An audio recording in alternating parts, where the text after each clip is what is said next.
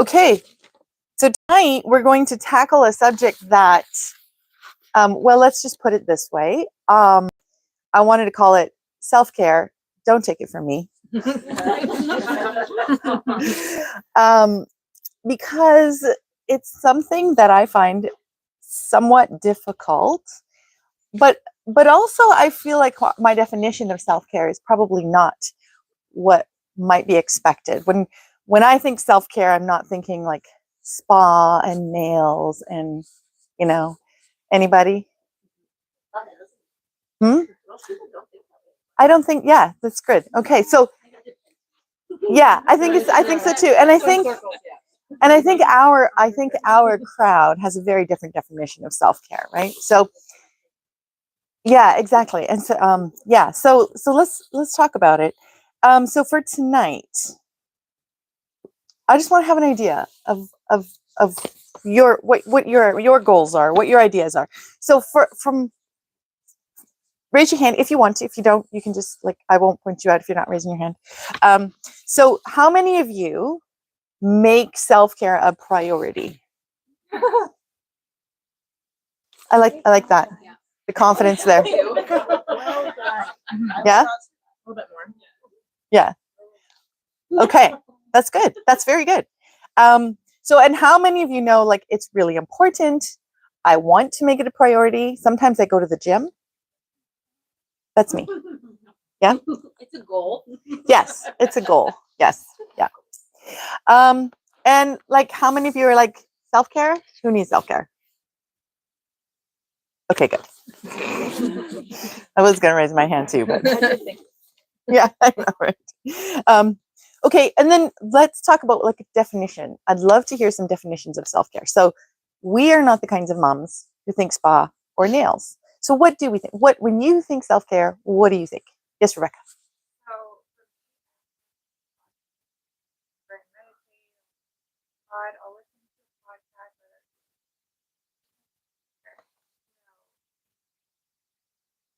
Yeah. Or morning time, I just get my stuff ready, have a tea before I wake my kids up to set the tone for my mental health. Mm-hmm. That's yes. Yes. So you know what you need to start the day. Yeah. Anybody else want to share? What does it mean to you, and what are your routines? Yes. My self-care is sometimes just doing the things that I want to do, even if it's not relevant at the time or a priority. So sometimes it's even been deep cleaning the van or something like that. But you just feel so accomplished. I think sometimes because you can feel sometimes unaccomplished in your life as a mom, that you just need one task to have worked out. So okay, it's so true. I also do rest as well. That's also another form of self-care. If I feel like in the middle of the day I just need to sit and lay low, I will do that. Yeah, that's a challenge to just sit. Excuse me, everyone. I'm going to sit. Mm-hmm. Whoa. Yeah. Anybody else? Yes. I need that alone coffee. Mm-hmm. But I also need to move my body. Okay. So I've been told I live in pre-fight or flight. Okay. So I need to get out of that pre-fight or flight, or I take that out. Okay. So if I move my body, swim or go for a swim or run or whatever, out and I'm hello for the rest. I like that. I also find it very important the way you pointed out. I take it out on my children. Mm-hmm. It's no, none of us do, right? But I think sometimes we forget. There's this thing, how you go on the airplane and the flight attendant says, "Please put on your own mask before." Should the mask comes out, put on your own mask before assisting others, right? And I wonder if we sometimes forget that self-care for us is actually care for everyone in our home, right? You lost your mask. Well, let's see if we can help you find a new mask. The tube's not attached to the oxygen anymore. You have it on, that can happen. Anyone else want to share? What does self-care look to you? Yes, Kim. For me, on for a goal, what my day would look like is waking up before my kids get up, doing an exercise, having time in the Word, and just having the lights dim and my computer going, and making a tea before we start school, and yeah. Okay. starting the day off well Yeah. helps the rest. Right. And then it can also kind of, putting a little laundry on before I log. yes. Laundry and dishes. Anyone else? Laundry and dishes? Like the moment you take a beat, you skip a beat on those two, your life is redefined. Yes. The beds have to be made? Okay. I will not leave. Okay. If that's one same place. Yeah. Yeah. Yeah. Okay. And yes, Joanne. What I've realized is that as Yes. right now in my season, Yes. mentally, oh,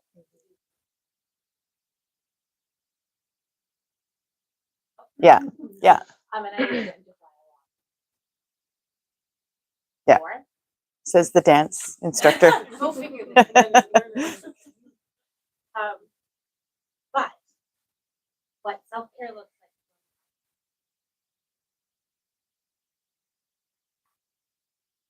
Yeah. Yeah.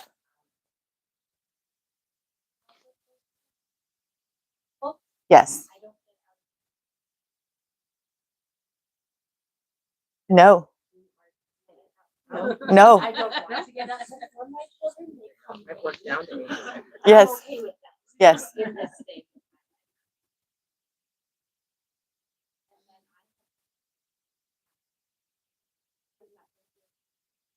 In a bath in the middle of the day. You don't. It's like I am not in control. I'm going to take a bath. Yeah. Yeah. And everything will be a bit of a mess, but I find that puts them Yeah.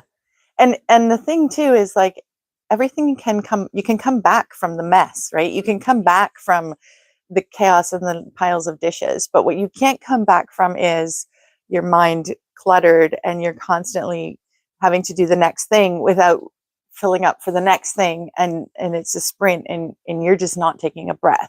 That's what we can't come back from, right? Yeah. So yeah, all of these things are true. And I also appreciate what you said there, like different seasons are going to require different things and different circumstances are going to look differently. So for you, staying in bed till 8 o'clock in the morning, do it. And sometimes we need that, right? And sometimes we have to get up early.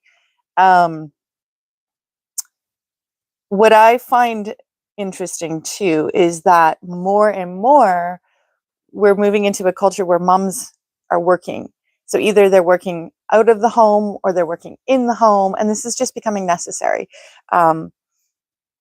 Ideally, economics don't drive the decisions that we make, but sometimes we have no choice. We need to have two incomes in our home. So what does it look like? Are there any moms here that actually work? Well, let me phrase that correctly, because I want to say this right. Come for you in the comments. I want to say this right. Yes. Each back up.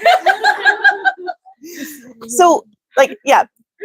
So, are there families where as the mom, you need to earn an income? So, some of your daily work will be at a task to earn an income. Do some of you do we have moms here like that? Okay, lots of us. Yes, I am too. I have to work. This is just this is our reality. So, and how many of you find that the work is more of a stress, or maybe the work is something that can actually be a part of self-care? Yes, see? Yes. Yeah. And I want to bring that up because again, we don't need it used to be, you know, the mums in the home raising the children, doing the laundry, going down to the stream with the clothes, washing the clothes, and growing the food in the garden and bringing it home, and milking the cow and getting the eggs from the chickens. This is not our life anymore. We don't, as mums or as women, that's not necessarily our calling anymore. And so callings kind of change a little bit, and we may have more time. And so I think as we move more and more towards women having jobs that make an income, so it's like, it's not that you're not working when you're with your children, but the thing is too, when you're with your children, that's a different kind of work, and if you have a spouse, that's a work you can share with your spouse, right? So for me, I'm a single mom with 4 kids and I work, so it's a little bit of a different scenario.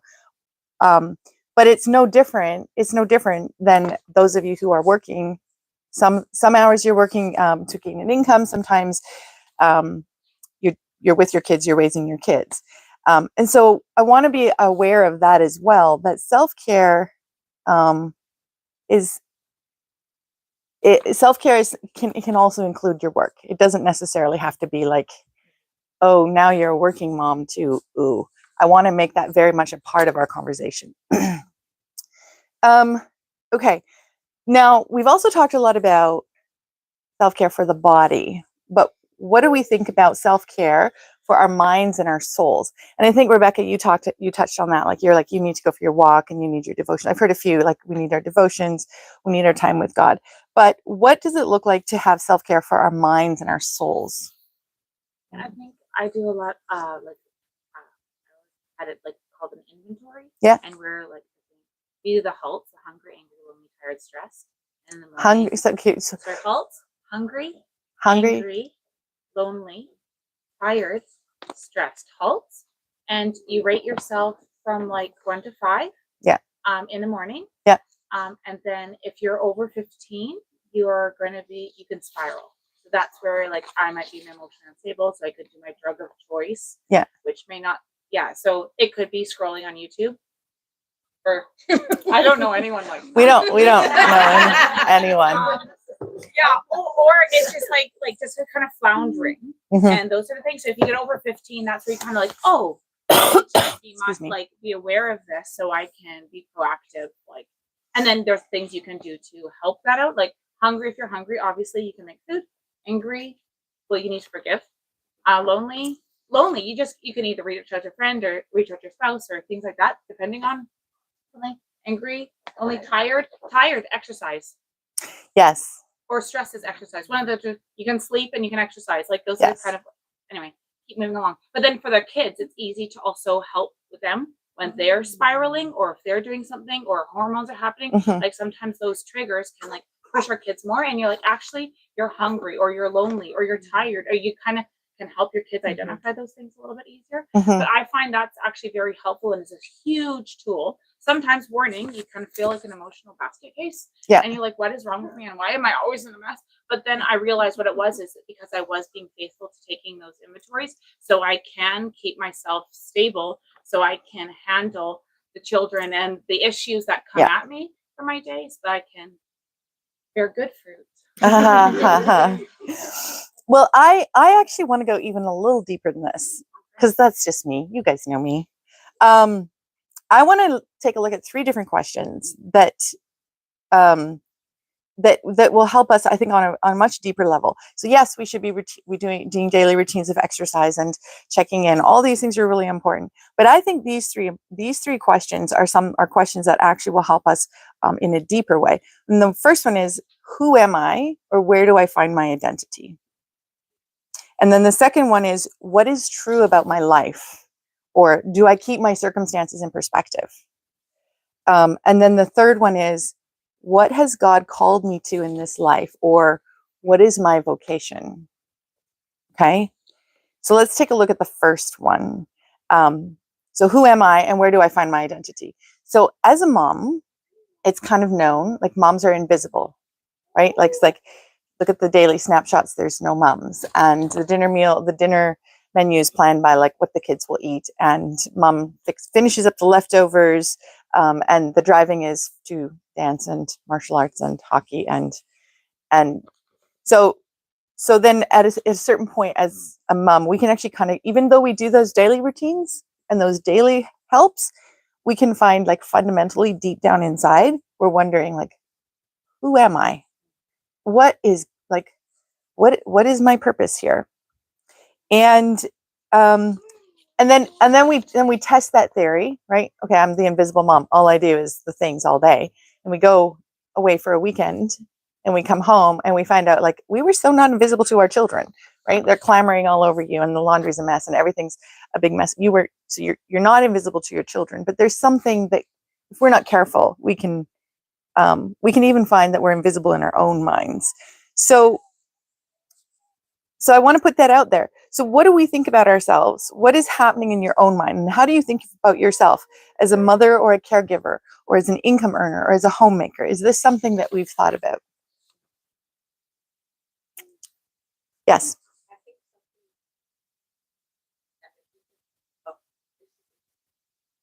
Mm-hmm. So for example, say we're all homeschooling right now, that's a stage.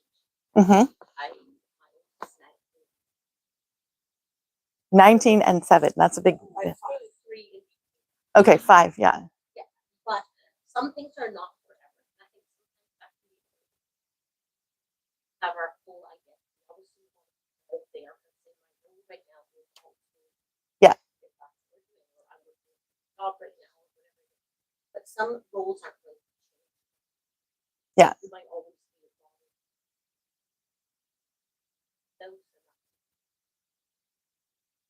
Then those are things where you have a role that you're doing. Yeah. So I think we don't want to lose sight of that because otherwise we can be in this own thing. I am my identity in homeschooling. My kids are having a terrible day. Tired. Yes. Or it's February Amber's Yes. Yes. And we can lose our identity. Lose our identity. Yes. Say I'm a child of God. Yes. At different points in my life. Yes. But I think we don't want to be tied up in that somehow. Otherwise, oh, my kids are all grown up now. I don't know who I am. That's And I a don't big think we want one. to have that as Yeah. it feels right now, whether that's good or bad, or Mhm. both. But we want to say what do we have anchoring for the long term? And that's what I'm driving at. That's exactly right, because I've actually seen a lot. Like I was homeschooled, so I know a lot of like my generation. Obviously, our parents are finished homeschooling, and there was just this time when these moms would be finished homeschooling, and they would just like they had no identity, they had no purpose, they didn't know who they were anymore. And so that's something that I think that's really important that we like address now in the trenches with the littles or the teenagers, as the case may be. Like, who are you right now? How do you see yourself? Do you see yourself as the one who has to get up, make sure everything's right so when the kids get up, we can do our homeschooling? Or do you see yourself as fundamentally responsible for how your children turn out? Or do you see yourself as like making sure that the nutrition on the table is appropriate for your children?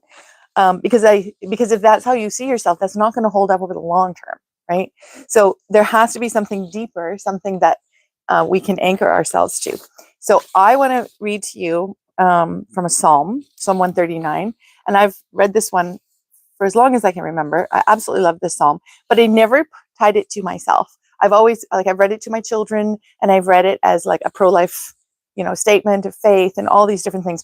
But when I read this, I want you to think about this as your name. Okay, this is you, and this is what God says in Psalm 139. He says, "You formed my inmost being. You knit me together in my mother's womb. I praise you, for I am fearfully and wonderfully made. Marvelous are your works, and I know this very well. My frame was not hidden from you when I was made in secret, when I was woven together in the depths of the earth. Your eyes saw my unformed body. All my days were written in your book and ordained for me before one of them came to be." So like your days and who you are today, God knew that before you were born. And so now we get caught up in the day to day and in the laundry and in the dishes and in is homeschooling. But have you thought about the fact that God thought of you before the creation of the world? And that's who you are? When I was teaching my kids grammar. I was supposed to know it, but I didn't. And so you know how that is when you start teaching your own kids. Suddenly you like, look at all this cool stuff, and you learn and your kids don't. But one of the one of the things that completely blew me away, and my kids will still roll their eyes every time I say verb, because a verb, what is a verb? Anyone? Tell me. Ah, thank you, Liz. So everyone said an action word, but you know what else is it? It's a state of being. It's a to be, right? So think about it for a minute. Like, just think about it. To be is a verb. So just because you are, it's a verb. So verb's not just an action word. So in some sense, like, because you are, that is like whose action? It's like God's action. His action to you be. I, God, make you be. That's a verb, right? And just your very existence, like the sentence, he is. That's a full sentence. And just because he is what? Doesn't matter. He is, you are, right? And so stop for a minute and just think about, in this moment, like, you are, because God wants you to be here. He loves you. Your primary identity is that you were created in the image of God. You are fearfully and wonderfully made. And all the dishes in the laundry in the world and all the fighty children, it doesn't matter, actually, to who you are, to your identity. Now, tie that to this idea that you just happened. Like, you just happen to be here. You just happen to meet the man you marry. You just happen to get, like, where is the hope? Where is the calling? Where is the identity, right? So don't ever take that for granted, and take a moment in your devotions, in your daily life. Stop. You were created by the one who loves you and calls you, right? Sometimes we feel like we're just stumbling along and we're going from one thing to the next. It's an appointment after appointment, and it's sure, we have the day-to-day self-care, but are you rooted in the path that Jesus is on? So I was reading this devotional, and it was suggesting, like, sometimes when we're stumbling along in our life and we're on this path and we're going, come on, Jesus, like, can't you see? Catch up with me. Look at what I have to do, get over. Like, look at these things. Can't you heal? Can't you clean this path up?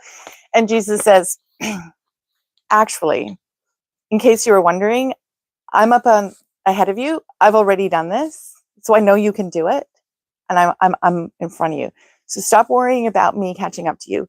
I need you to just faithfully walk on, and you will find that I've actually already walked this path before you. And so we have to learn to keep our eyes on him throughout our daily life, which can be really, really hard.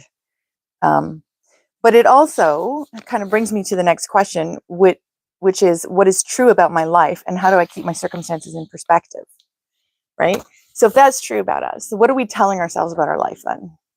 What's something about your life where maybe it's good, maybe it's not good? What are we saying about who we, like, our life? So what I'm thinking, for example, we could say, we're somewhat underprivileged. You know, we make decisions that are countercultural, and they attract unwelcome decision, and sometimes it causes derision. And so we have some of these negative impact on our life, but this is our calling as Christians, and this is what God has called us to. So is that a perspective that we put on ourselves?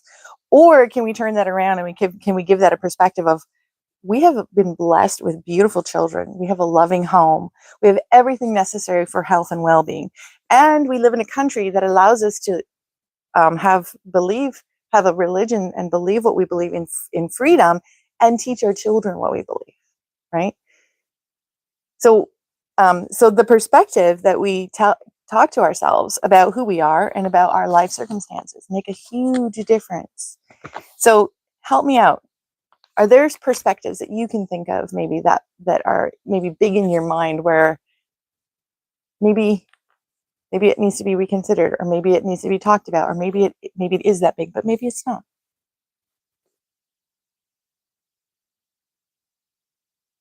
I think the concept of drudgery of the everyday, the laundry, Yes.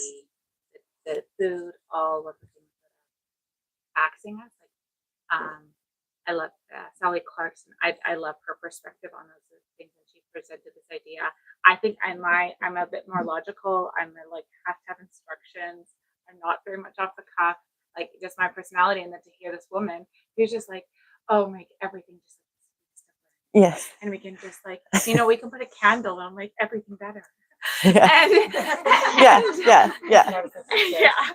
And then we can set the table. And then I thought for me, I think for this I think this is what I hear you saying, like where this whole thing was just like, ugh. But instead, this is the opportunity I have to make a home for my children.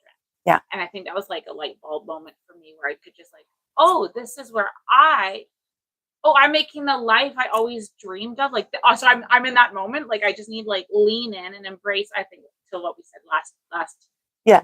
week, Last month. Yeah. about leaning in. Oh, this is where I just lean into my life, and this is just where we have that like the rubber meeting the road. This is where I just get to do all those things, and I get to light a candle Yeah. to make every like dinner Yeah. feel so much better. Yes. And then like put out the fancy bowls of soup. It's just soup and buns tonight, but Yeah. but we can do light a candle and make it all better. And we're all together. Yeah. We're all together, and we're gonna have soup. And we And can learn how to eat it. yeah. And we can just and just make these memories and just kind of lean into that. Well, yeah, this is my, or you're saying like this is my stage or this is the moment, but this is that moment. And This I'm gonna is that take moment. That moment. And then next moment, I will take that moment too, and I will just live fully. My mom would always say, enjoy the age you are because you're only going to be that age once. Yeah. And I think for like when you were 10, it passes, and then now I'm like, but no, I enjoy being 10, but now I'm only going to be 29. Yeah. 20, yeah. For one more year. Yes. Yeah. And I need to enjoy being 29. Yeah. Yeah. And that's, I think. Why everyone laughs. No, but I think that's exactly right on, right? It's in that moment. I remember Sally Clarkson too talking about how she was just, the circumstances were such that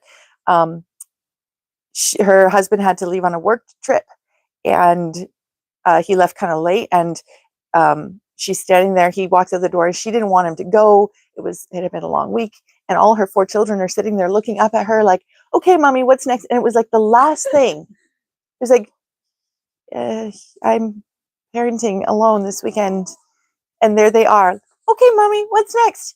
And she said it took everything to just find it deep within her to decide, we're gonna bake cookies, and then we're gonna light a candle, and then and she said just by doing that too, it helped her to kind of find the joy and the rhythm in that home and to make it joyful.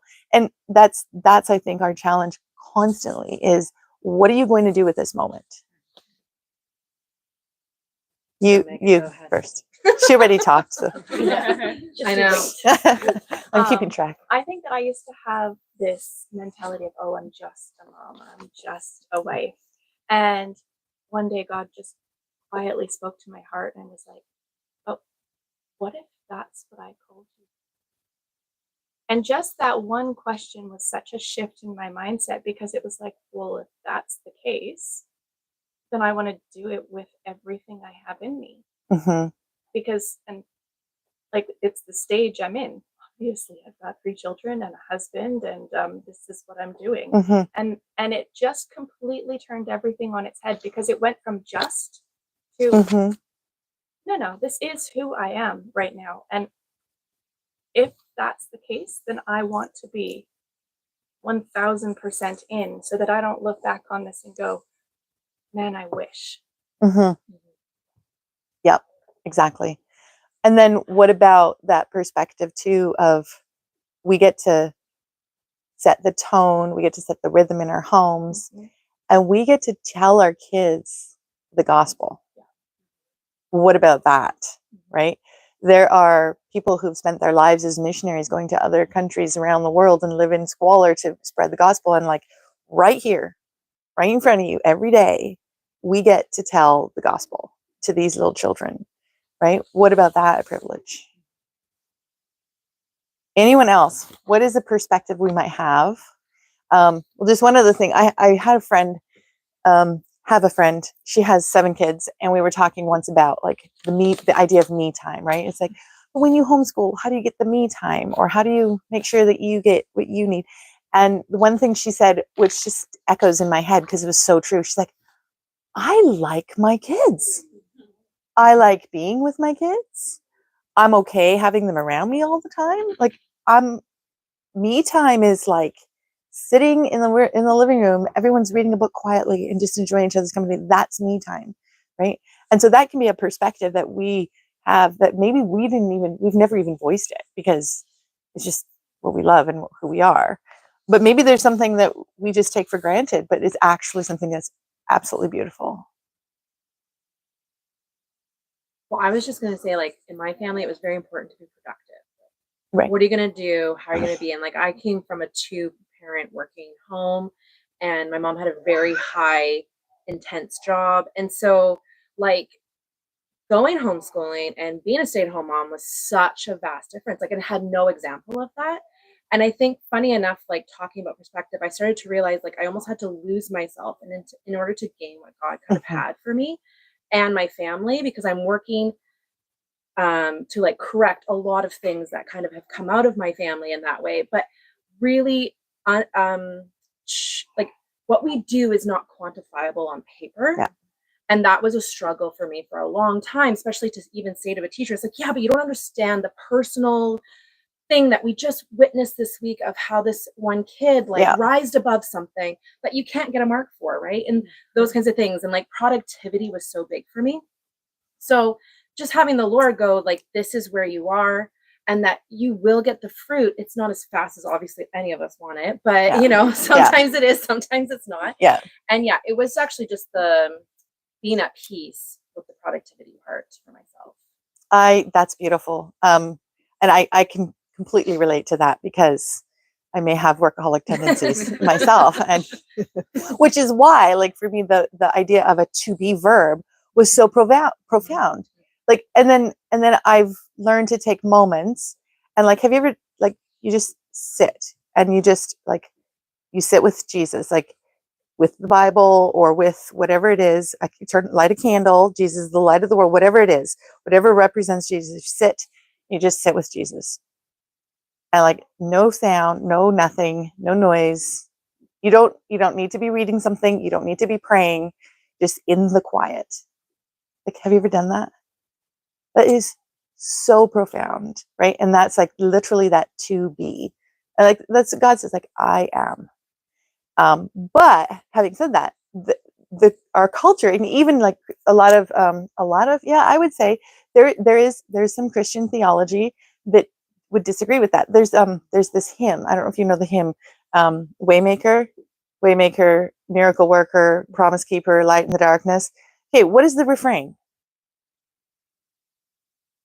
Yes, but you're always working. You never stop. You never stop working. You're always working. You never stop. And it goes like, I was listening to that one day and I'm like, oh my God, whoa, no. Something's got, like, what does it say? God created the earth in 6 days, and on the 7th day he rested. He's actually not always working, right? So there's even this idea in sometimes in Christian theology that's like, are you doing enough? Are you productive enough? Like, just know, like, what if you just like rest? What if you just did nothing? Like, what if you in the middle of the day sat? You said you did that. I do that.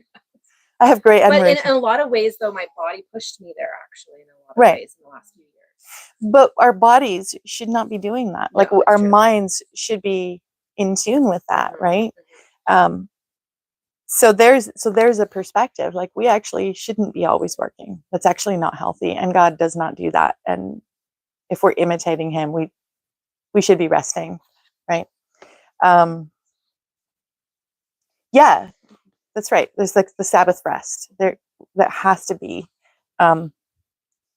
So yeah, so just those are some, I think, some important things for us to keep in mind, and some mindsets that we need to battle and struggle against. But then another perspective too. So I think I mentioned last time that I accidentally got roped into doing martial arts. And and so now I want to start a mom's martial arts class, and I want you to all come join me because it's been life changing.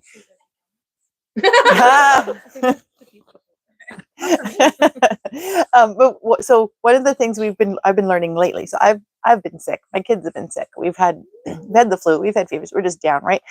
And so here we go off. I'm trudging to martial arts with my daughter because, well, she's fine, and I have to go with her. And we get there, and last thing I can think about is like punching things. Except like that would be fun, but not today. Yeah. So he takes one look at me and he's like, "Oh, okay, we're going to do a form of Russian martial arts." I did not know this about Russian martial arts. But what they do, so you start with like checking in. So it's like you have to check in every joint. You move your head and then you move your arms and you like go down your whole body, check every single joint. And when you're done that, you lay on the floor, deep breathing, and you learn to relax. Like you have to relax so completely. You're rolling on the floor, like, and your body is just like, he's like, a baby, newborn baby. I'm like, sorry, like that was so long ago, not in there. Yeah. And so when we finished, like I was literally feeling awesome. He's like, okay, now let's do some martial arts. And when I left, one of the things he kept saying was, the key to Russian martial arts that moms need to understand is be kind to yourself. Stop pushing yourself. So if you want to lose weight, you're not going to lose weight in 10 minutes. Okay. It's going to take 6 months. You want to become fit. You're not going to get fit in 2 seconds. It's going to take time. So you want to become a runner, don't run 5 kilometers. Right. And so now going there, he has us do this Russian martial arts thing. And I'm just like, can I just punch something? And he's like, no, you're not relaxed enough. Oh, so, and I think this has been really important. It's like, don't push yourself, be kind to yourself. So even in all these things, as we kind of check in and we go, well, I could do better at this, or I could do better at this. Sure. But in those thoughts, in those perspectives that we kind of assess and challenge, are we also being kind to ourselves where we're saying, yeah, but for me to get from here to there is going to take some time, right? I want to get up on time every morning. I want to be there for my kids. I want to be fresh and have had my coffee. And I want them to be able to come and sit with me and tell me all their things before the day gets started. That's not going to happen tomorrow. And like maybe it happened once this week, and yay for us, but it's not going to happen on a constant basis. So there's a very fine line in self-care where, yes, let's have our goals and our ideals, but let's also be realistic about our capabilities and what we can do, right? So for serious, we have to do martial arts one day. Okay, and then where was I? Yeah, okay. So then the third one I wanted to talk about was, how do we see ourselves, and what is our vocation? That might sound a little funny because vocation seems something like, if you're called to the ministry and that's your vocation, right? Well, I'm going to just do the whole Latin thing because vocation comes from the Latin word vocare, and that means to call. So it just means you are called or to call, right? So what is your vocation?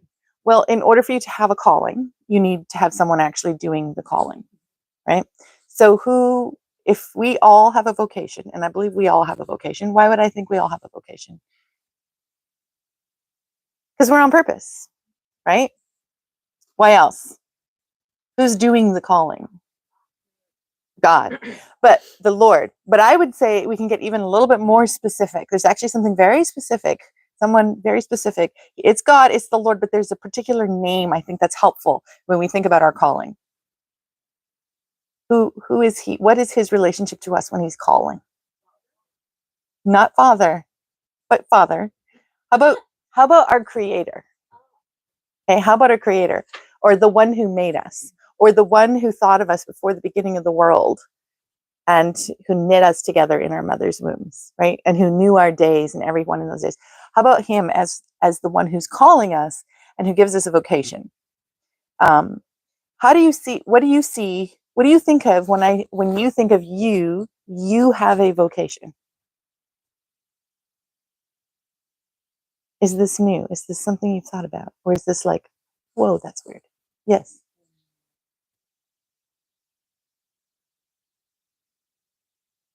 Mm-hmm. Yes. Yeah. We have a pretty.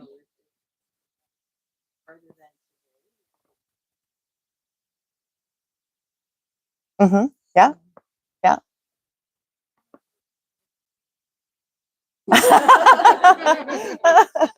uh, yes.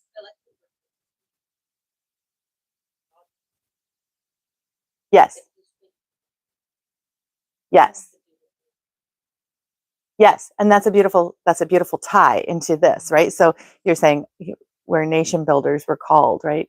To raise our children, they're the future, and you're saying, "Whoa, that's heavy," and then she's saying, "Oh, but wait a minute, God's like, I'm not going to leave you alone there," right? Which is absolutely true, and that's where it's tied back to let's be gentle on ourselves, right?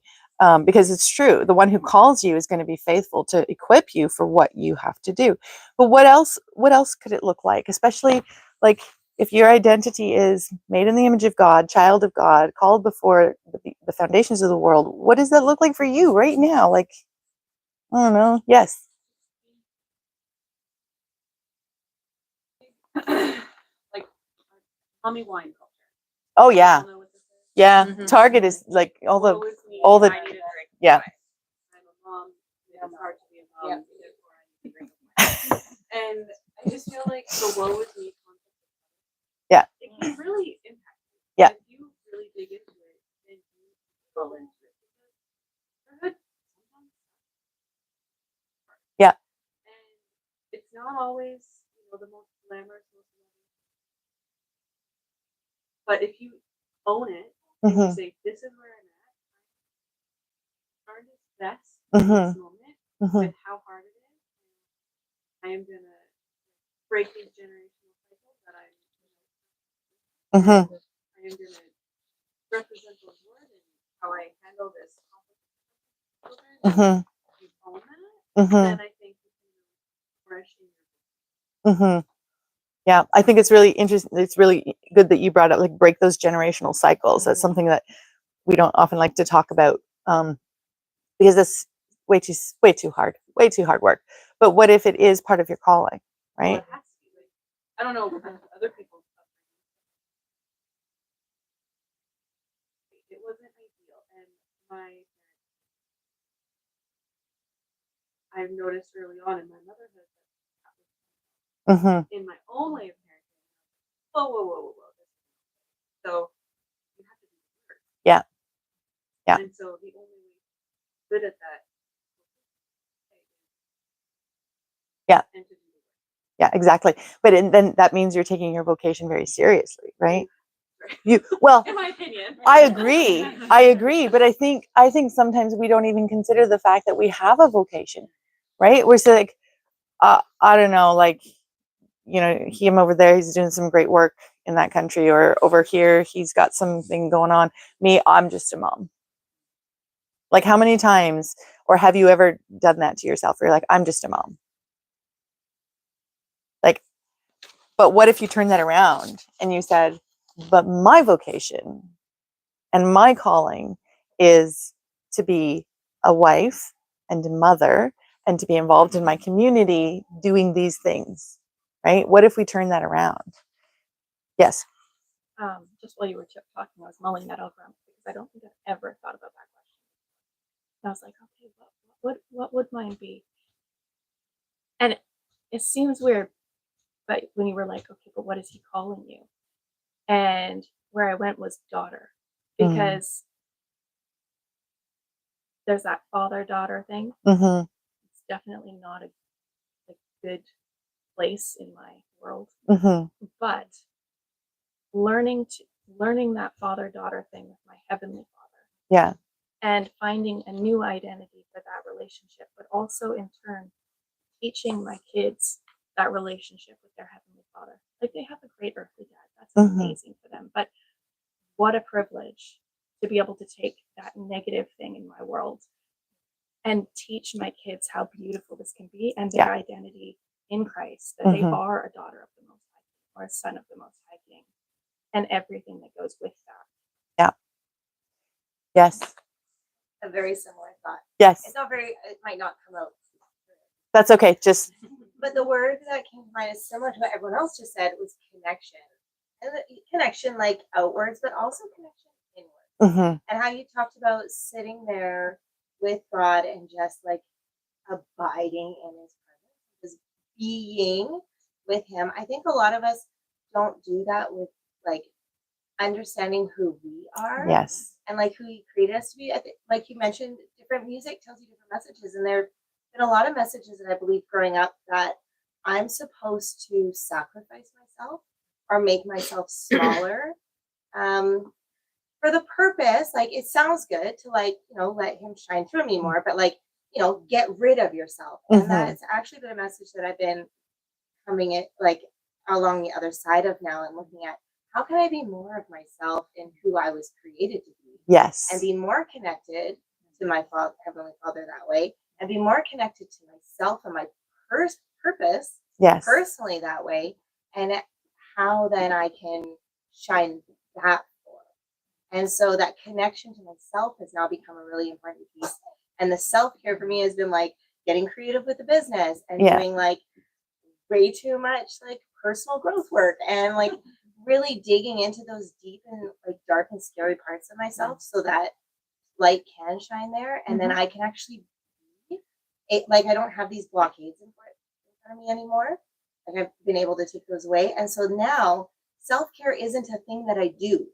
Yes. It's not like a task on my. Well, actually, I do have something special for myself every day on my task list. Yes. But it's not Yes. like it's not like something that I do. It is becoming more of if I am loving myself, if I do think of myself as worthy, then it just naturally oozes out that I take care of myself. Yeah. Because the Jesus doesn't shine through you as if you're invisible. Like you shine with the glow of Jesus in you. Yes. Does that make sense? Yes. But that can't happen if you're not who he wants you to be, if you're not firmly rooted in your identity as his daughter, as his creation, as loved by him. Like if you don't have those roots, then he can't shine through, right? Yeah, because Yeah. you never lose yourself in him, right? That makes any sense?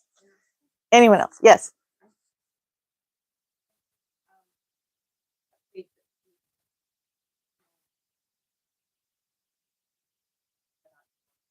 Yeah.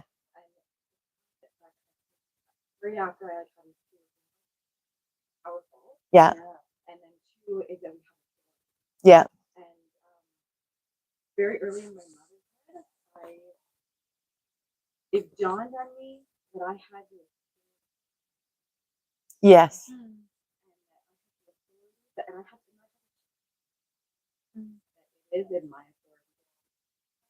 authority. Mm-hmm. That was a whole thing that I'm like, whoa, this is a moment. Yeah. But I think it's still true. And then even just are powerful, and that that vocation, we're in a very powerful position, Mm-hmm. and Mm-hmm. and it was a massive. Yeah. And I might go back to that, but this is so. Mm-hmm. But I don't want to get too far ahead. Just still remember. Yeah. As a place. Yeah. But and even if you never have like a fancy glossy career, even if you never, if you're just a faithful godly mom, your children love you, your husband loves you, that's your calling. The verse that I really want to share with you that I just find so grounding and so beautiful. Micah chapter 6 verse 8, and it says, "He has shown you, O man, what is good. What does the Lord require of you but to act justly, to love mercy, and to walk humbly with your God?" That's what he asks, right? To act justly, to love mercy, and to walk humbly with your God. It's like you don't have to become someone great. You don't have to do big things for Jesus. You don't have to. You just have to do those things, right? What if we could embrace that and just in our day-to-day life do the thing that God puts in front of us? I think it was Elizabeth Elliot. She says, just do the next thing. Like when you don't know what to do, or when you're confused, or when whatever's going on and you're just like, what? Elizabeth Elliot says, just do the next thing. And that's what I hear as well. Just act justly, love mercy, walk humbly with your God. And I think if that infuses our calling, and it will also inform our vocation, because walking humbly with our God, well, but who's in control? Like, we get this authority from him, and we're going to parent our children because of the authority we get from him. But who's controlling your future then? Like, who's in charge? Who's going on before you? Who's leading the charge there? Who are you following? If you're walking humbly with your God, right? Then really nothing can shake you, because it's not you. You're acting in the power of God. Okay. I was going to say a few more other things on this, and then I got an email today from SD Smith. He wrote the Green Ember series. Did you get his email too? He said he sends out kind of this. Like, he emailed you. He did. Yes, he did. Well, I actually asked if I could use this, and then he did email me and say, go for it. Because when I read this, I was just like, this is everything I want to say, and he said it better. So I'm going to read this to you. He's talking about, when you're a kid and you want to be, like, you watch a show and you're going to be that person. So you just go out and you be that person, right? And as a child, you can always be whoever you want to be, whenever you want to be that person. But then as you grow up, you realize things aren't quite that easy to attain. And so he goes on to say this: but I do want to write like C.S. Lewis, make people laugh like P.G. Wodehouse. I hear an excellent podcast, and I suddenly want to cast my pods in an excellent way. I watch Liverpool, and I think maybe, just maybe, I can work really hard and become a professional player at the age of 48. This one brings me back to reality. Answering the question, what am I to be and do, is not easy. But part of it is actually pretty simple. I am a husband and a dad. I am unquestionably called to provide for and serve my family in love, like Jesus. That's an easy one. No. Not easy to perform, just easy to discern a clear calling. We live in an era of distraction. We will not survive the day without hearing a call to help these hurting ones, or do this noble thing, or to support this worthwhile project, or to try this brand new technique for having a perfect family. Social media was designed to multiply these insidious opportunities to do good. Guess what? We can't do it all. We can't do all we want to do or all we want to be. I have some simple advice for me and you. Pick only a few things. Do these with all your heart. Think small and carry on. Jesus didn't seek out crowds, though crowds did come. He poured into 12 men, often just 3. Those men, by the Spirit, shook the world, and it's still shaking. Our lives poured into a few worthwhile people and projects will ripple out in a million unseen consequences. We need imagination to see it. So how powerful is that? Right? I couldn't say it any better. So how then can we think smaller? And I'll just leave you with that. Yes.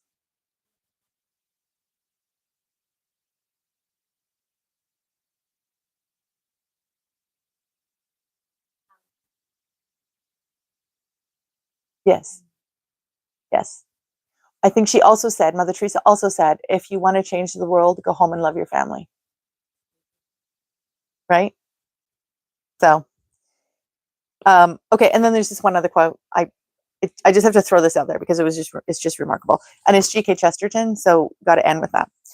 G.K. Chesterton says this. He says, I can understand how mothering might exhaust the mind, but I cannot imagine how it could narrow it.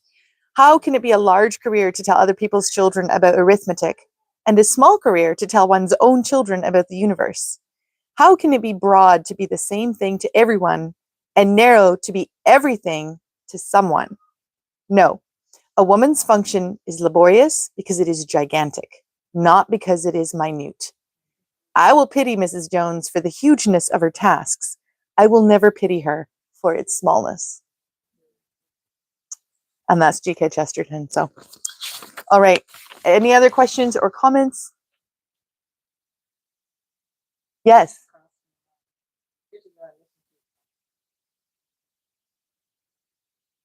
Okay.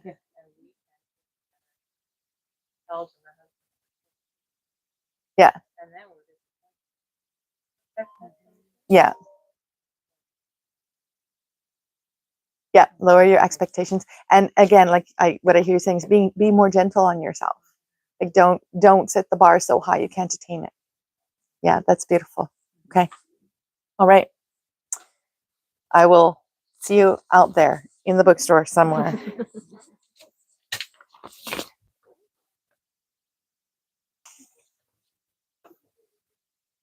Hmm? I feel like I just get a free seminar. Yeah. I like more and more things. How do I turn it off? Did you notice that system